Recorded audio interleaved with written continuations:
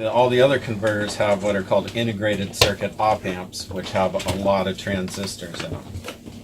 So the more transistors you have, the more kind of unrealistic the sound is. It starts to sound more and more unnatural the more transistors you have in the circuit path. The other thing I discovered while working at UA was that when you run circuits in Class A, they're much more clear in the middle. So if you get a chance, listen to it again and listen to the separation of the instruments in the mid-range and see what the separation is between the sides and the middle. With Class AB circuits, you have crossover distortion. And what that is when you have the positive part of the wave, you have one transistor and you have a second transistor for the negative part of the wave. And when it crosses through the 0 point, one transistor is turning off while the other one's turning on. That creates just kind of a noise and distortion right through the middle, and that's kind of this haze in the middle that a lot of us fight when we're trying to get separation in the instruments. So when you have Class A, it's the one transistor for the positive and the negative part of the wave, so there is no crossover distortion. So that's what opens up the middle, and that makes it sound more clear and more wide because you're getting a more accurate representation of small waveforms that are oscillating around the 0 point. So like when you hear reverb tails and whatnot, a lot of times those tails are right around the 0 point, and with Class AB you get a lot of crossover distortion. It makes it sound blurry. Did you pull up the room mics at all and listen to those? So with Class A you don't get any of that, so a lot of times the reverb trails are a lot clearer and the middle is a lot clearer. Donc je suis Sylvain Cavet, je suis ingénieur du son spécialisé en son de radio et de télévision en France et à l'étranger. Donc aujourd'hui on est au studio Guillaume Tell pour assister à une très très belle démonstration technique du savoir-faire de la société Burl, notamment pour les convertisseurs. Et j'ai été extrêmement étonné de la qualité du son. Absolument parfaite, des sons très naturels, une phase absolument respectée, des plans sonores magnifiques, et c'est vraiment très très très étonnant. Effectivement, donc les solutions Burl au niveau conversion apportent vraiment un niveau de qualité exceptionnel, notamment sur tout ce qui est le positionnement des instruments dans l'espace, mais également en fait nous avons fait des mesures comparées par rapport à des drums, par rapport à de la musique classique, par rapport à un orchestre complet, et notamment aussi une production plutôt funk jazz, et on sent vraiment la différence. C'est très très important, notamment au niveau du low end. Tout ce qui est apporté dans le registre grave est très important.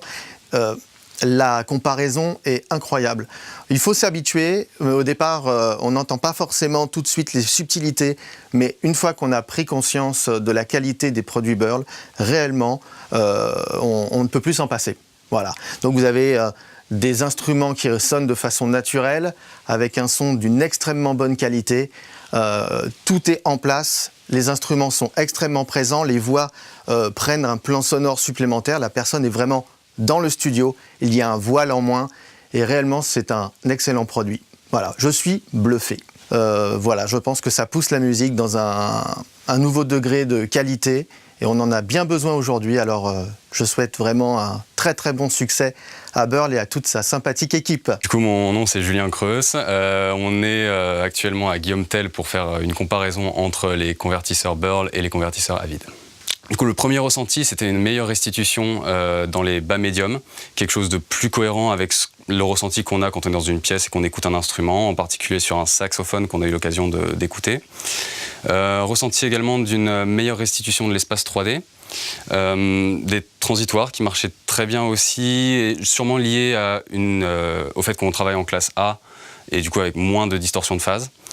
Du coup, probablement moins de masquage par la distorsion harmonique qui peut se faire dans ce genre de cas. Voilà, et dans l'ensemble, j'étais très convaincu par ces convertisseurs. La différence était aussi bien notable sur le kick et sur la basse, où on avait un bas qui était moins baveux, beaucoup plus tight, qui se tenait bien, qui était Pareil, en fait, un peu comme la même ressenti que sur le saxophone, beaucoup plus réaliste par rapport à ce qu'on a envie d'entendre sur ce genre d'instrument. En tout cas, en comparaison par rapport au Avid qu'on a pu avoir aujourd'hui.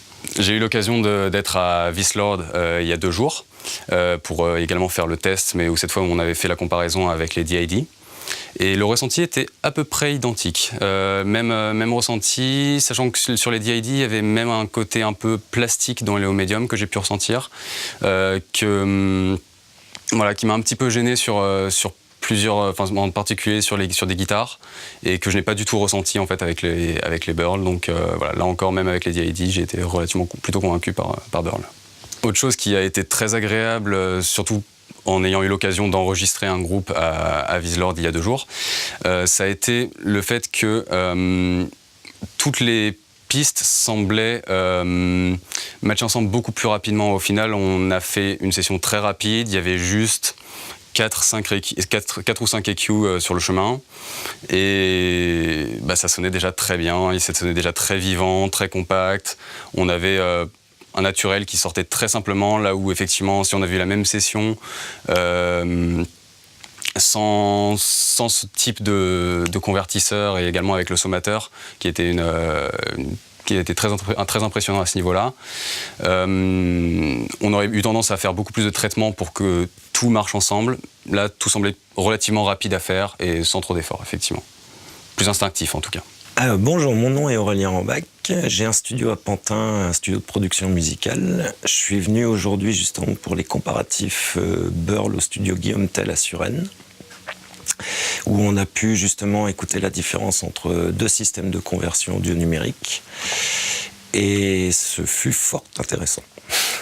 Alors j'ai pu justement comparer en fait donc les 2 systèmes sur 2 sessions différentes. Donc il y avait une session plus rock'n'roll, une session plus orchestrale, on va dire. Et la grande différence que j'ai entendue, pour l'instant, c'est beaucoup plus d'espace en termes de spatialisation, en fait, sur le système A, on va dire. Et une définition un peu plus claire, en vérité, aussi. Et j'ai trouvé, pour ma part, un petit peu plus de dynamique sur le système A. Et le système A était vraiment sur la session orchestrale, sur les cordes, j'ai été beaucoup plus, pas dire impressionné, mais du moins j'ai senti beaucoup plus la différence entre chaque instru et sa tessiture d'instrument. Et justement le fait de mettre en solo certains instruments, on a vraiment pu comparer la conversion en fait de ces instruments et de trouver justement si ça dénaturait ou pas les instruments en fait. Et finalement, peut-être aussi en règle générale, peut-être une clarté plus définie. Mais tout ça, c'est un ressenti. Le système A étant le système Burl, on en parle depuis tout à l'heure, et le système B étant celui Avid. Et justement, j'ai quand même une préférence en règle générale pour le A. Voilà. Oui, non, moi je pense que oui, justement, le fait que, comme disait le monsieur tout à l'heure, que c'est un peu du plug and play, justement. Et c'est l'avantage certain de ce système, à mon avis, où justement la cloque est distribuée à tout le monde, déjà. C'est, je pense, à mon avis, beaucoup plus fiable que certains systèmes audio numériques où justement on est obligé de gêner un peu tout le monde pour avoir une cloque, parce qu'on sait que c'est un petit peu le plus important dans la chaîne audio numérique, on va dire. Et du coup, oui, moi je trouve que c'est quand même beaucoup plus simple, en fait, finalement, qu'arriver avec ses entrées et ses sorties, et finalement de ne pas se soucier de tout ce qui est upgrade ou même software. Voilà. Bonjour, je m'appelle Ilan Benita, nous sommes au studio Guillaume Tell en train de comparer les convertisseurs Mothership de Burl et le Avid HDIO. Alors nous avons fait une comparaison AB entre les 2 convertisseurs analogue digital et digital vers analogue, donc à l'enregistrement et à la restitution. Et la différence était assez subtile. Et j'ai trouvé du coup que sur le Burl, en tout cas sur la batterie, c'était plus tight et plus punchy. Donc il y avait vraiment une séparation entre le centre qui était vraiment très clair et très précis avec les côtés. Et donc c'était principalement une différence de spatialisation et de punch sur la batterie en tout cas. Alors il y avait une différence sur la batterie en termes de punch sur kick et snare. Et après sur la voix, il y avait sur le Burl en tout cas, il y avait l'octave la plus grave qui était plus développée, plus riche et plus deep et profonde.